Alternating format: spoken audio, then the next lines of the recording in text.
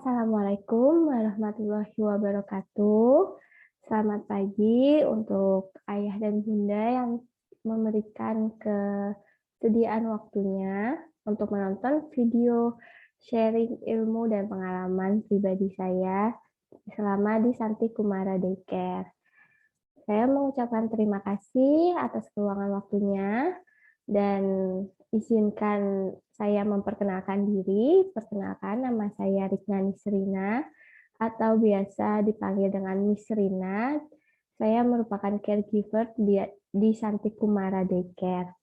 Pada kesempatan pagi ini, saya ingin membagi ilmu pengalaman saya selama di Santi Kumara Daycare dengan membaca beberapa literatur yang berkaitan atau berhubungan dengan pengalaman saya selama di Santi Kumara Daycare. Sebelumnya saya izin untuk meng-share PowerPoint yang telah saya buat.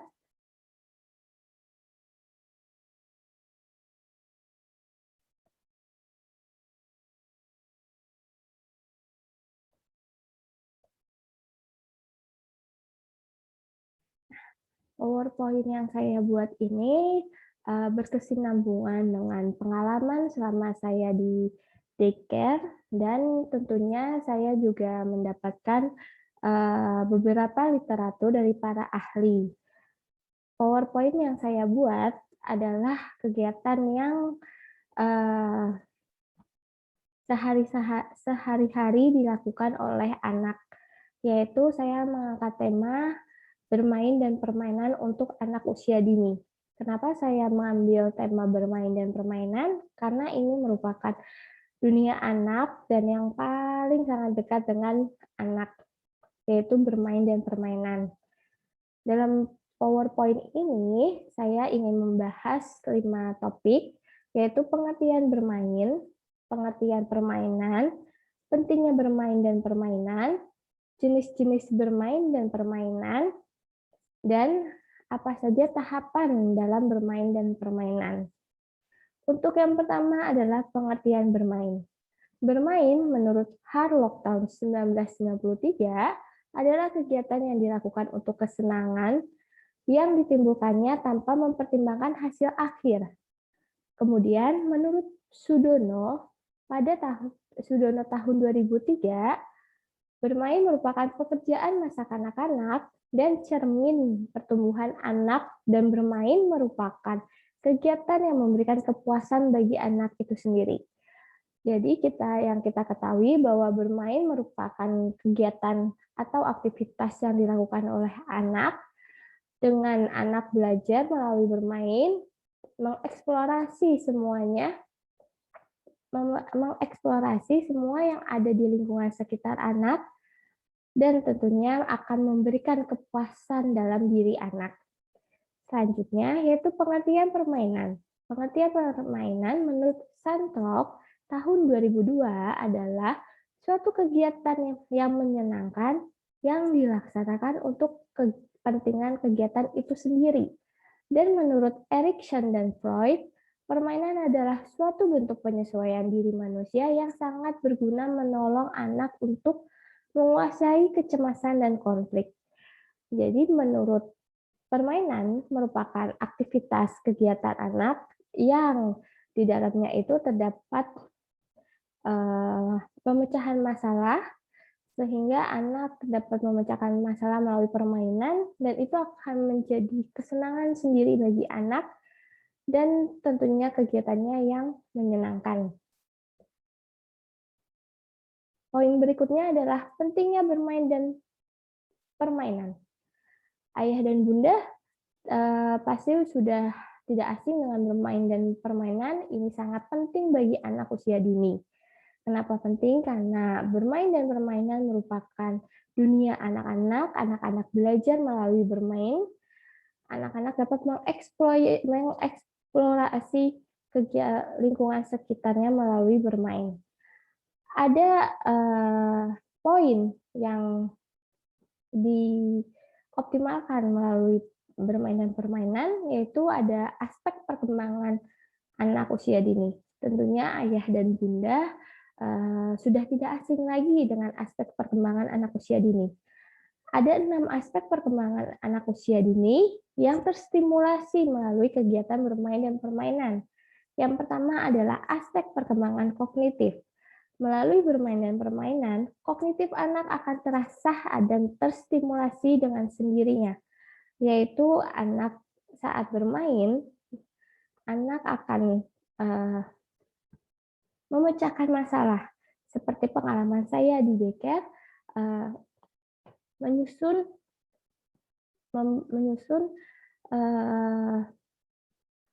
perkembangbiakan ayam dengan bermain perkembangan biakan ayam, anak akan memecahkan masalah bagaimana cara mengurutkan perkembangan ayam dengan yang baik dan tepat.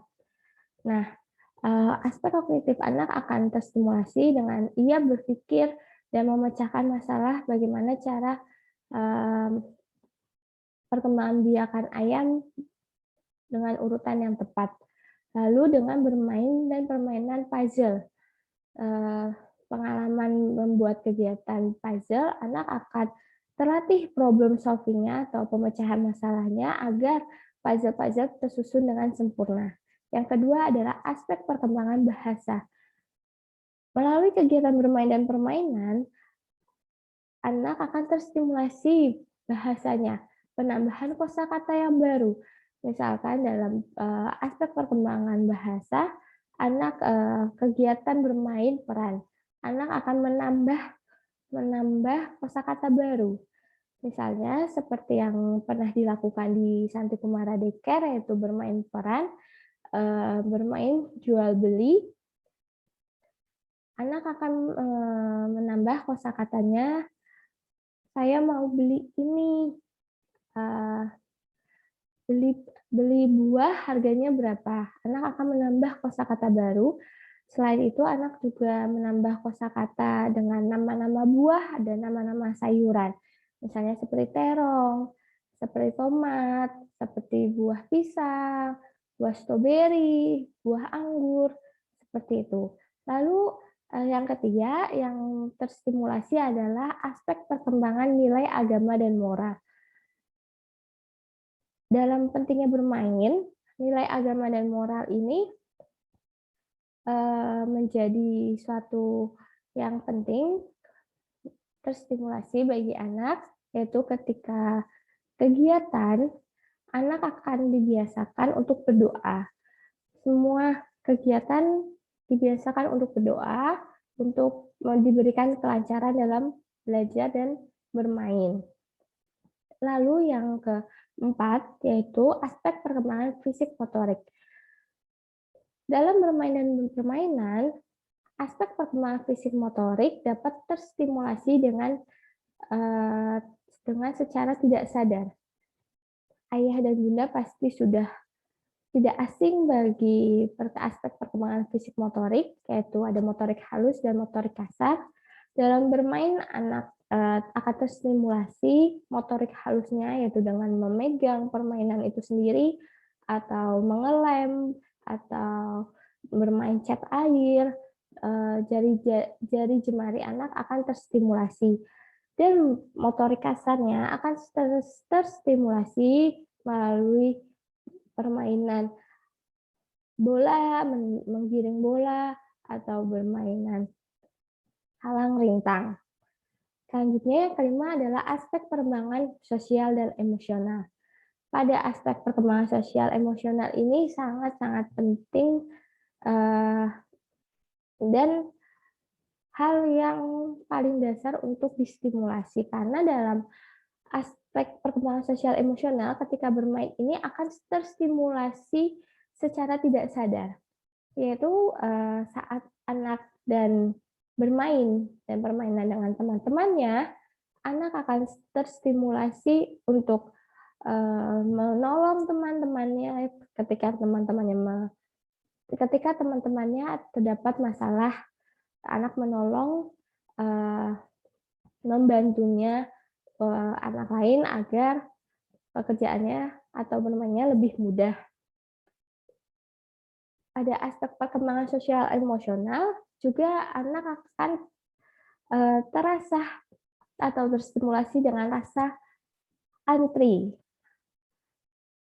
Kejadian waktu pengalaman saya di Santi Kumara Daycare, pada saat kegiatan, anak ada anak yang eee, bilang, eee, pas kegiatan ada anak yang bilang, "Oh, abis si anak A, lalu anak B, anak C, anak D, dan habis itu aku yang ngerjain ya," gitu. Contoh lainnya saat anak ada satu permainan saja yang disukai anak dan teman yang lain ingin mau bermain permainan tersebut, permainan sepeda motor, maka si anak akan belajar mengantri.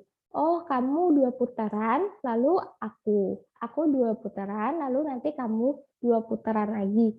Jadi itu akan terstimulasi secara tidak sadar oleh anak saat bermain dan permainan. Lalu aspek perkembangan terakhir yaitu aspek perkembangan seni, akan terstimulasi dengan bermain dan permainan menggambar, bermain dan permainan cat air, atau kita bermain musik. Lalu selanjutnya adalah poin jenis-jenis bermain dan permainan. Tentunya ayah dan bunda udah tidak asing lagi dengan jenis-jenis bermain dan permainan. Yang pertama adalah bermain dan permainan sensori motor, yaitu semua indera anak akan digunakan atau bermanfaat dalam permainan sensor motor. Misalnya dalam bermain permainan mengelem atau kita bermain play doh, itu sensor motor anak akan terstimulasi. Yang kedua adalah bermain dan peranan simbolis. Ini jenis permainan melalui bermain peran seperti bermain peran pedagang dan pembeli atau bermain peran dokter dan pasien. Yang ketiga yaitu bermain dan permainan sosial. Bermain dan permainan sosial ini tentu saja bermainnya dengan teman-teman sebaya. Misalnya bermain bola. Dan yang keempat adalah bermain dan permainan konstruktif. Yaitu di sini anak bermain dan permainan seperti Lego. Anak akan menyusun Lego yang berbentuk pecah-pecahan dan berbentuk yang tidak sama akan anak susun rapi sesuai dengan imajinasi mereka sendiri. Seperti pengalaman saya, anak membuat Lego, membuat tembak-tembakan atau membuat rumah-rumahan dan membuat benteng-bentengan. Yang poin terakhir adalah tahap bermain dan permainan, yaitu tentu saja ketika anak bermain dan permainan, anak tidak langsung bermain dengan teman-temannya. Sebenarnya anak juga mengalami tahapan-tahapan bermain dan permainan. Yang pertama yaitu tidak menetap. Anak hanya melihat anak lain bermain, tetapi tidak ikut bermain. Jadi ketika anak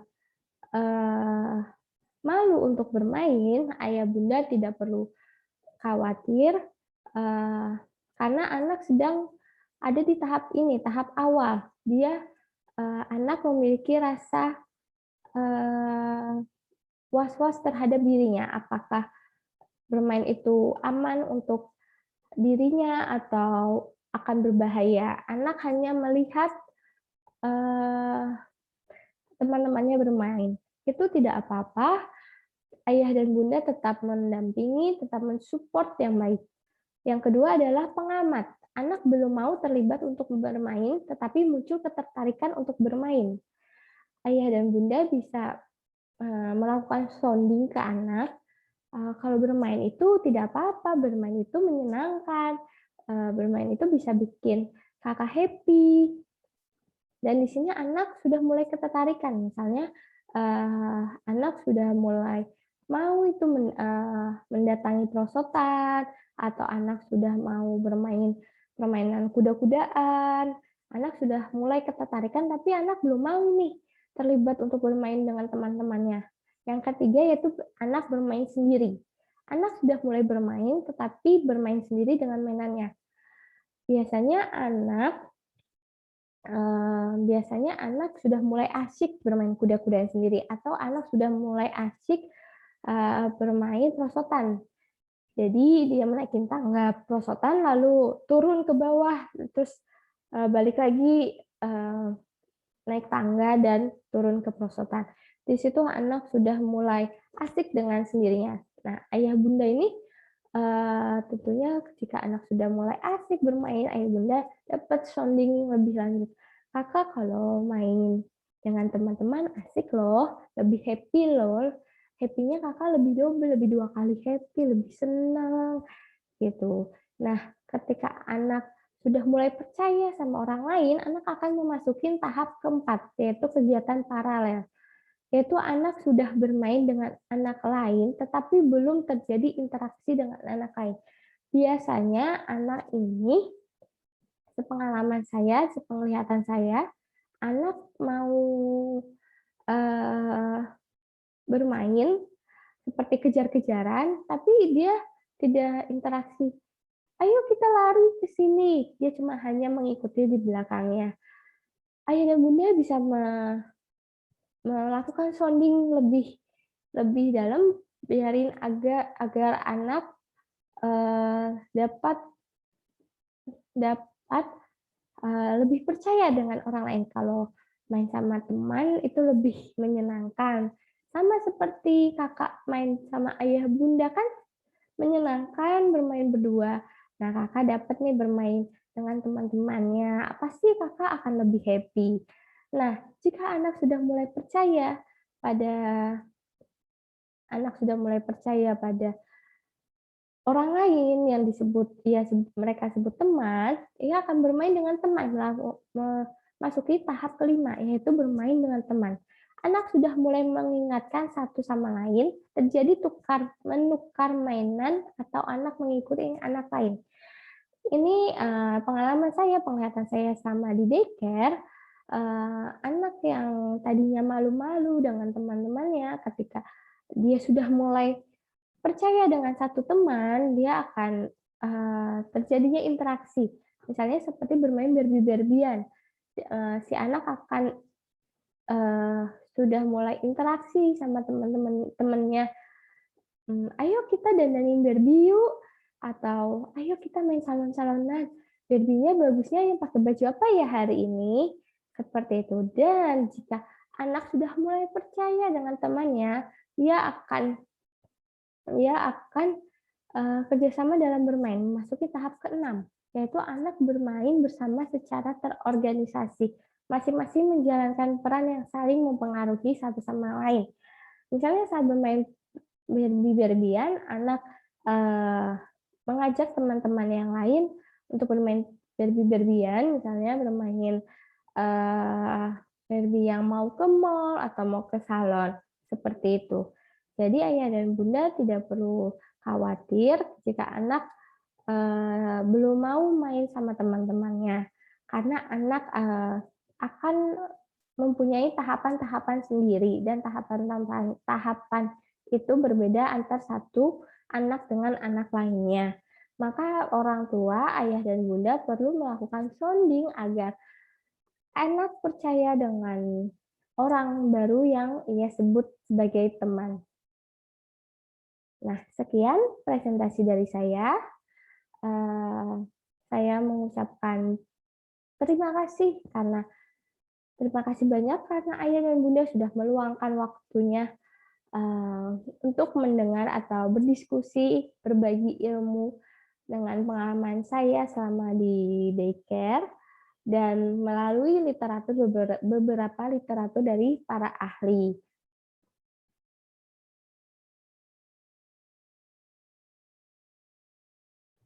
Nah, mungkin sampai di sini perjumpaan sharing sharing pengalaman saya selama di daycare. Saya mengucapkan mohon maaf jika ada salah kata atau selama berjalannya diskusi eee, selama diskusi pada hari ini. Saya mengucapkan terima kasih dan wassalamualaikum warahmatullahi wabarakatuh.